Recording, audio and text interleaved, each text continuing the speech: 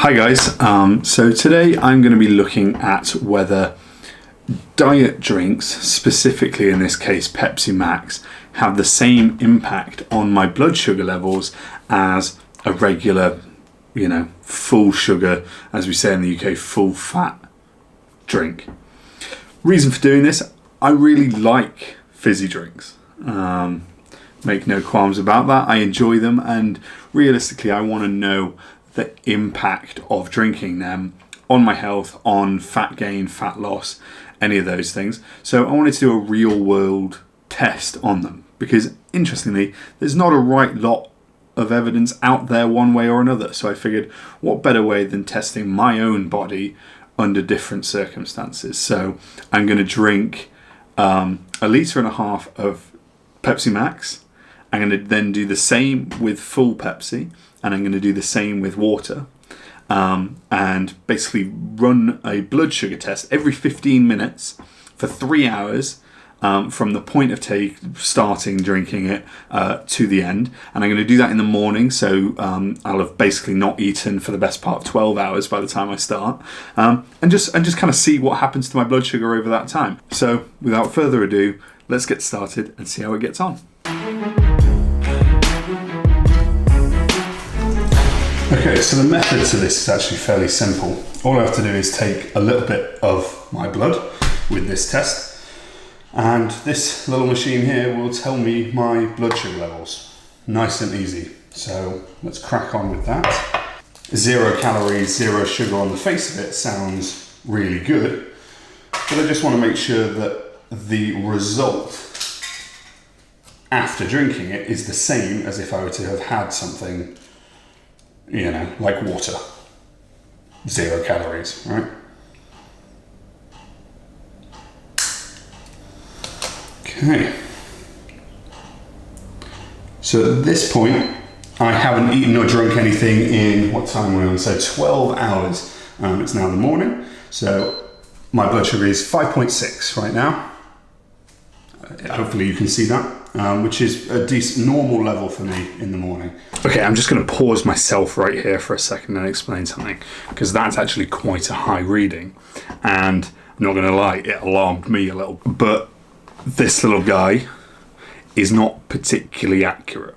Though it gives a nice quick reading and it was cheap on Amazon, some of the reviews coming back on it from people with very good testers are that it's usually a point or so, or it can be a point or so higher than an accurate reading. Phew.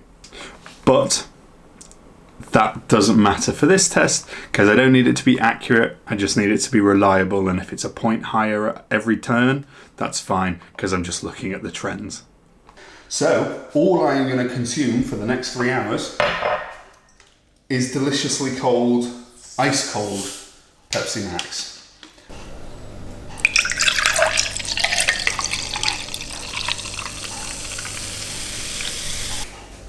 So cheers.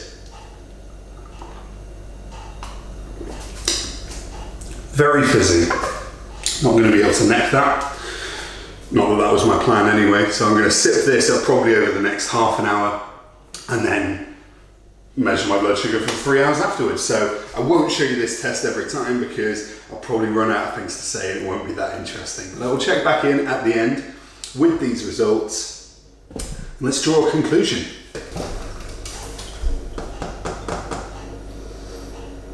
You know what? Let's go.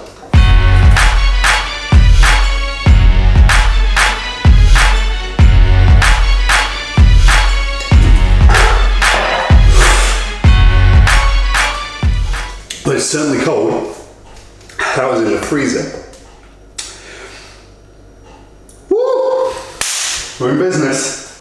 Okay, so as you might be able to tell, that was actually a while ago, because though my intention started off at just drinking the Pepsi Max and measuring my blood sugar, realised it's not very scientific. I didn't have anything to compare that to.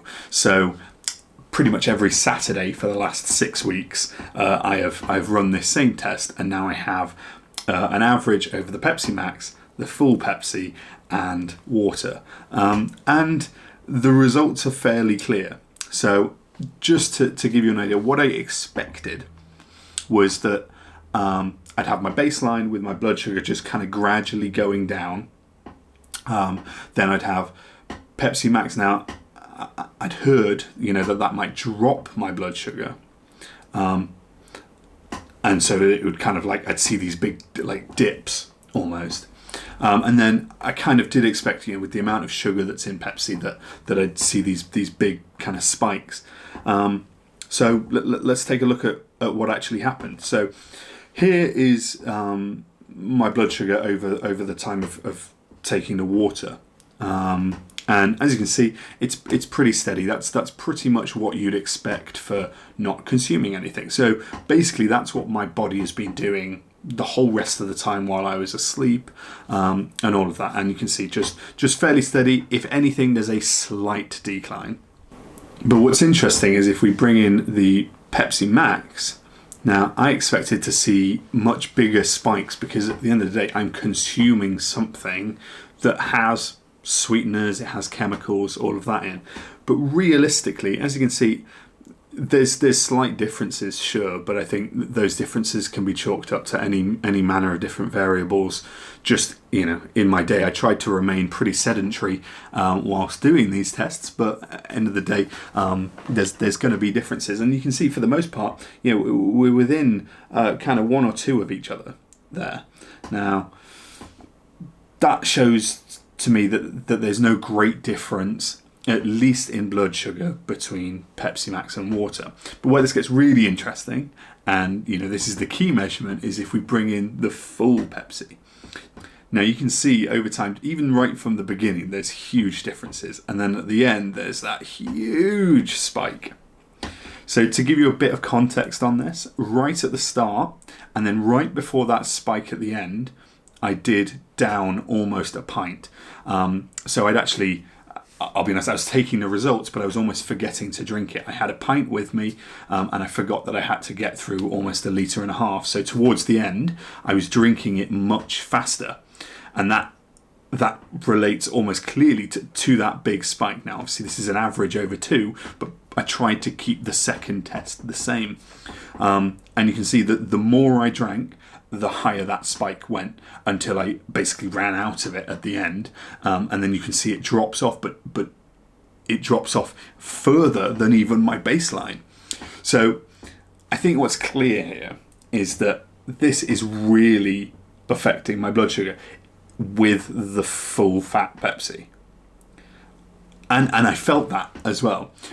There's a bit of a bias there in that I expected it to do this. But as I was sat just kind of watching TV on a Saturday morning, I could feel my leg going up and down. I could just feel that I had this kind of restless energy of all this sugar inside me. Whereas when I was doing the baseline and the Pepsi Max, I felt more lethargic as I was going along. So I think it's hard to argue with these numbers. For me, is this some huge scientific test that is applicable to everybody? Probably not. However, in my case, it's pretty unequivocal evidence. Now, I'm aware that there's chemicals and all of that in any drink other than water, So, am I saying that all of a sudden diet drinks and Pepsi Max are good for me? No. I realise there's risks there, but I like them. And what this does show is that compared to regular full sugar drinks, it's not having the same effect on my blood sugar. I'm not going to then be storing that as fat or any of those other symptoms of sugar consumption. What I can say is in the short term, in the fat gain, fat loss idea of full fat drinks versus diet drinks, I think it's pretty clear to show that they don't have the same effect. So I'm going to use that as evidence for me. Maybe you will as well. But I figure I'll put this out into the world because it was kind of bizarre how little there was on this subject. So now there is more. I hope that was helpful, guys, or at least mildly interesting. Thank you so much for watching. Please do like and subscribe down below. It would mean the world to me. But regardless, have a wonderful day, and I'll see you next time, hopefully. Bye.